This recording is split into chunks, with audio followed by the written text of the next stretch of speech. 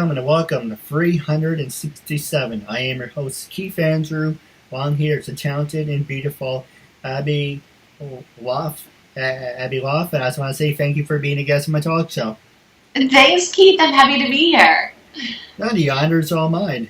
Now, for people who want to know what my talk show is about, the whole point of my talk show is to show people that even with having a learning disability, if you picked that up already, the whole point of my talk show is to show people that even with having a learning disability, I can still amount to something.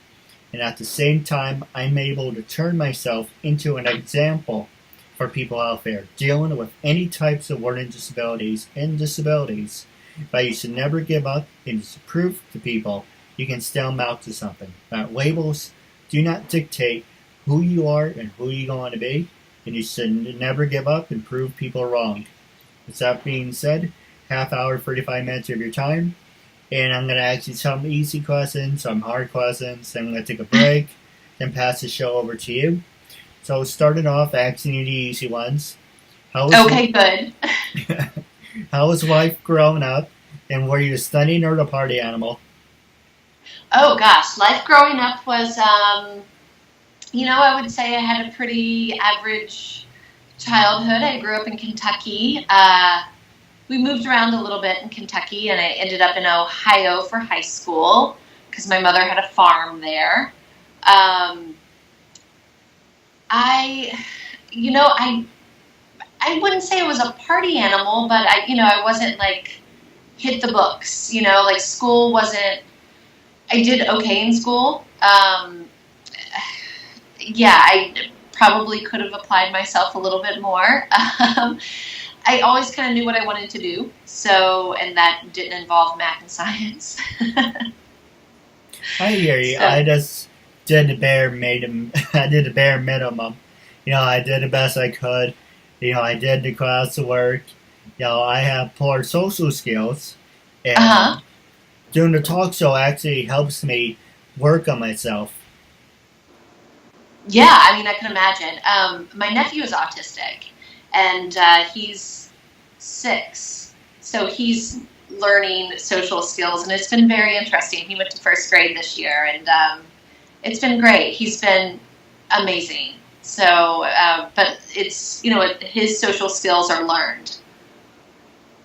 No, absolutely. Now, the next question is, were you a stunning or a party animal? I don't know if you answered that right. Yeah, I didn't really, I guess I had like a pretty even mix of that. If I needed to study, then I would, but it wasn't, that partying wasn't like, my prime focus. Now, my last easy question for you is, what were some of your favorite sports you ever did now and then, and would you be up for anything? My favorite sports, I grew up playing basketball and soccer, and then I got a soccer injury, which took me out of sports for a very long time.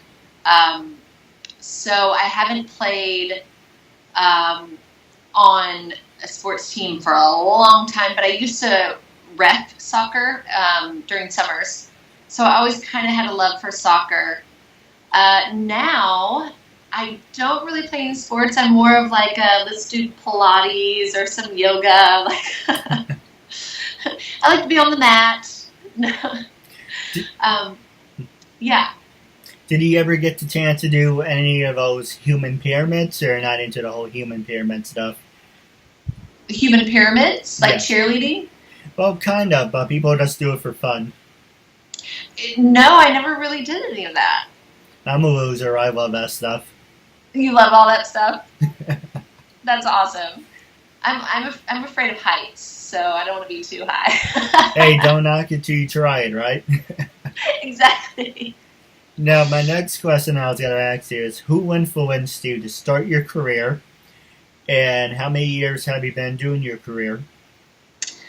I think just when I was a kid, I watched, as you do, watched a lot of movies, and I just, every time I watched a movie, I felt like I need to be doing this. Right. It was like beyond the story. It was like, I want to be telling this story. My grandfather always encouraged me to be a storyteller. I would write him, we were pen pals because he lived in West Virginia and I was in Kentucky. And I would write him tall tales, which we would just have contests, and he would write me a tall tale, and then of course I would always win because I was the only one playing with him. But he always told me to just do it.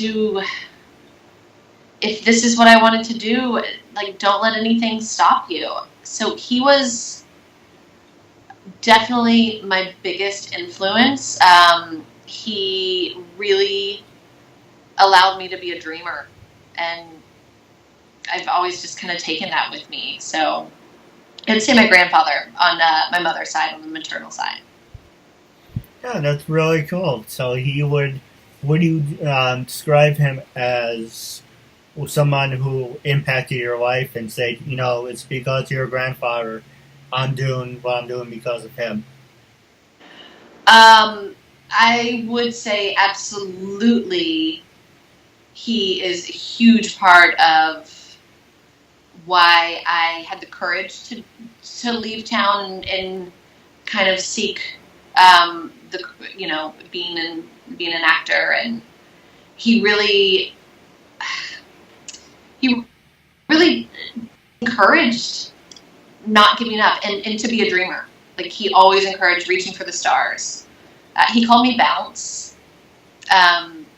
Because when in 1991, I was diagnosed with a disease called RSD, and I was in and out of hospitals throughout my entire middle school to about 19, and then I'd go into remission. And as soon as I was in remission for longer than like 3 years, he really just encouraged me to go do it, go to New York. Start living your life. You can't live in fear. And he's one of those people. I feel like I've had a lot of angels, though, like a lot of people along the way that have just been very encouraging. Well, to reach, I haven't done my interviews as right, so I'm really rusty. This is my passion, but I've just been getting sidetracked, and my learning disability shows more, and so that's one thing that antagonizes me, because I always try to put a face on, and my disability shows. People are like, "Oh, it's good to see your learning disability." Yes, but it's also embarrassing at the same time, because I'm trying to portray myself as in normal, if that was a way. What's normal, Keith? I don't think any of us are normal. Yeah, that's true. I think normal can be boring. That's true. I do have my moments. Yeah. I mean, look at what you're doing. This is incredible. Now, and then we're going to take a quick commercial break, and when we come back, I'm going to pass the show over to you. Oh, no. Okay. A message for yourself or as a gift for someone else. For personal connections, shout-outs, birthdays, proposals, weddings, and much more. Enter your details about yourself so the celebrity can record a personal video message especially for you, including details such as your name, age, birthday, hobbies, or whatever else you include. As soon as the video has been recorded, you'll get an email with your link so you can share it on social media or download and keep it. Celebrities record videos as and when they can, usually within 2 weeks. But if you want a video for a specific date and it does not look like it will arrive in time, you can cancel it and get an instant refund at the click of a button. There are hundreds of celebrities to choose from and many more joining every day. Search by category or genre, buy a gift voucher, get updates and offers, and encourage your favorite celebrities to join so they can connect with fans in a fun and unique way. Raise money for their charities and much more. So order your video now for yourself or for someone else. We're all done. Welcome back to episode 367. Now I can just throw this out. That's another thing that was really pissing me off, because I hate I'm not anal as in I have to be perfect. why I'm anal is that, say, and the reason I came up with permission forms is that I'm just opening up to you, and then I'm gonna pass the show over to you. So, like I said, better to be real than phony. Yeah. So what I hate is when people say, "Let's do a great interview," and use you for an example. You say, "Keith, we did a great interview. It was a lot of fun." And if you tell me, "Hey, can you edit something?" I have no problem editing. Yeah, that's fine. But what I hate is people say, "Yeah, my agent said to me afterwards, you asked a lot of..." This is how they talk. "You asked a lot of stupid questions. Your video quality is degraded. We don't want to be seen with people like you." And I'm like, then why did we do the interview? Why did you waste my time? And the woman's like, "I'm having some financial problems." Okay, I didn't really ask you for money, and I don't pay people to do interviews. Right. And now she's like, "Well, no, the law enforcement is involved in it. If you don't take down the interview, I'm gonna sue you." And I'm like, first off, you signed the paper, like you did. You signed it, and you're gonna honor it. And then I'm gonna be like, I'm not playing any tricks. This is, not a mask. I'm really, learning disabled, retarded, whatever. Straight out everything. And I don't know where these people get, I don't mean to bitch you, I apologize. But I don't know where these people get off saying, "I can make idle threats," or "This is not a real talk show, so I can do whatever the hell I want."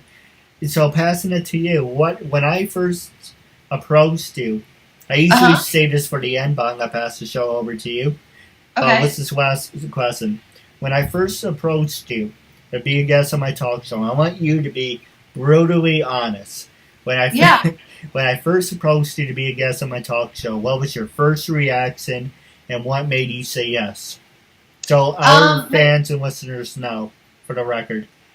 Yeah, for the record, when you first approached me, I thought it was really cool, that you wanted to interview me, to tell you the truth.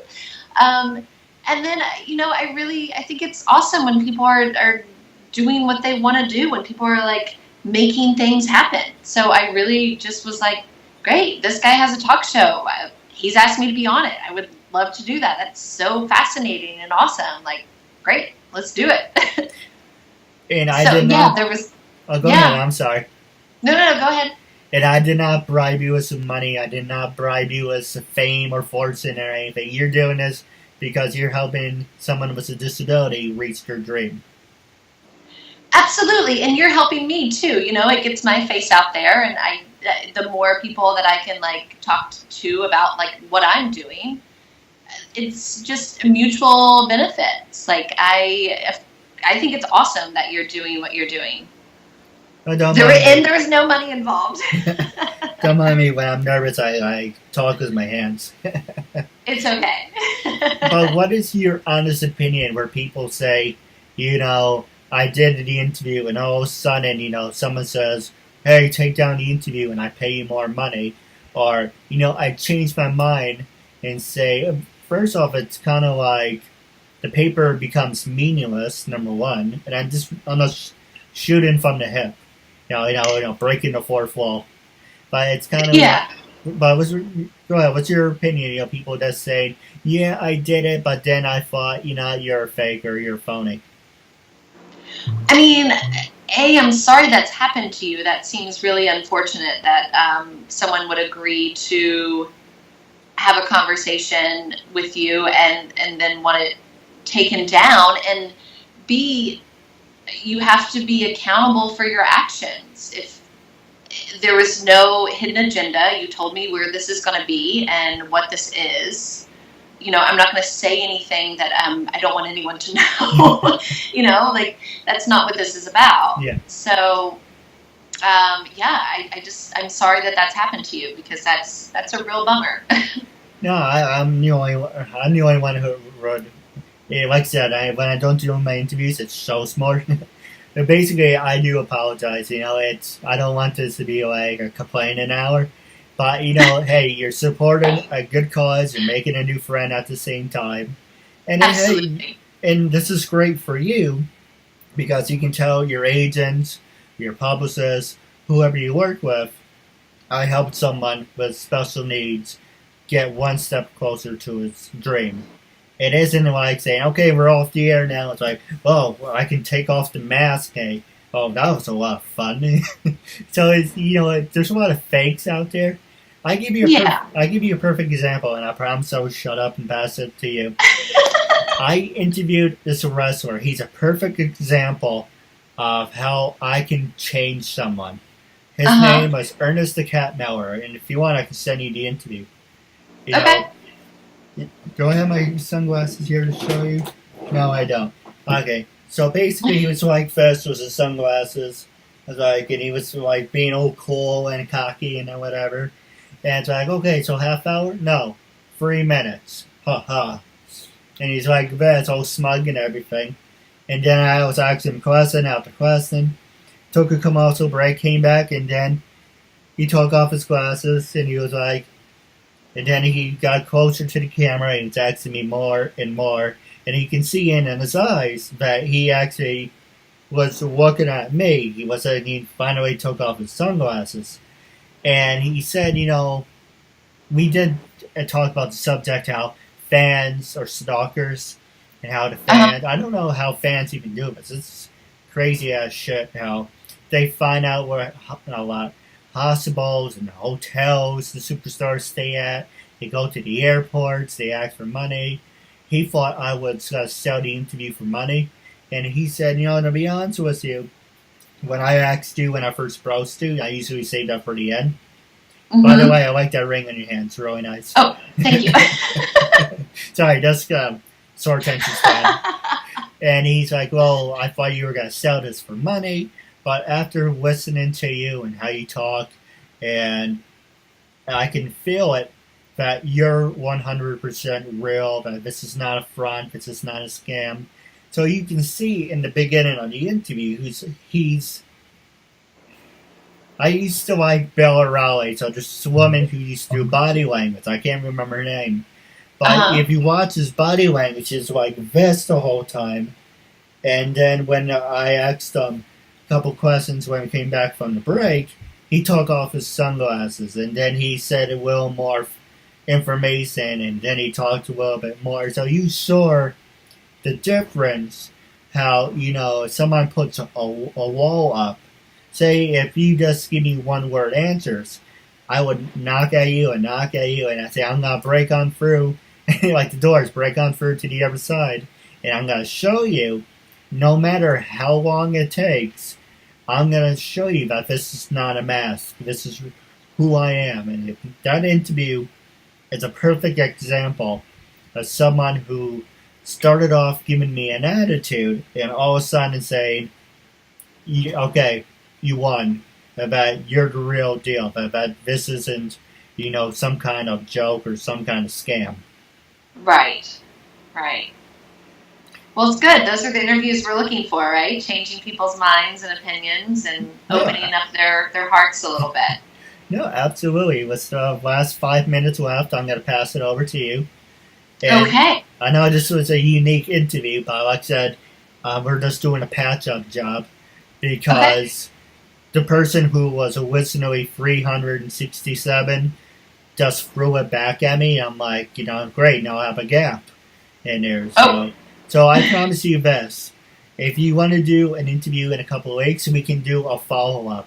I promise that will be 10 times better, because when someone says to me, hey, we did episode 210, I'm like, shit. Now I have to go back and redo it. I'm like, all right, well, I don't have that introduction anymore. I don't have that format anymore. I'm like, so it throws me off. So it's really great to get this weight off my chest and say, I'm back up to where I'm supposed to be. And that's 382. 382. That seems like a good number for me. Yeah, you were supposed to be 382, and all of a sudden Someone just rips the carpet out from under you and like, surprise! You can't win with people. I give people a benefit of the doubt. And what's the expression? Nicer people go and get shit on? Unfortunately, that happens sometimes. But that's not with everybody. Right. So, we have to believe in the good of people, right? No, absolutely. Don't mind me. I have no filter. But with that being said, at least I can make you laugh, so I know I'm good at that. With that being said, I'm going to pass the show over to you. Was there anything you wanted to know? Anything you want to promote? This is your time, after all. I have all my information on my website. It's abibwathen.net, and I'm on social media. I'm on Instagram and Twitter and Facebook, and you can find me under Abby Wathen. So, yeah, I would love for anyone, if they have any questions, I'm easy to find. No, absolutely. Go ahead. Thank you, Keith. This was fun. Hey, every interview is different. It's not going to be the same repetition over and over and over. And it's always, like I said, you're supporting a good cause and making a new friend out of it. So it's a win-win. But with that being said, I do have a couple questions for you off the air. About wrapping up our talk show. I know I asked you this before, but I just want to go back and repeat it.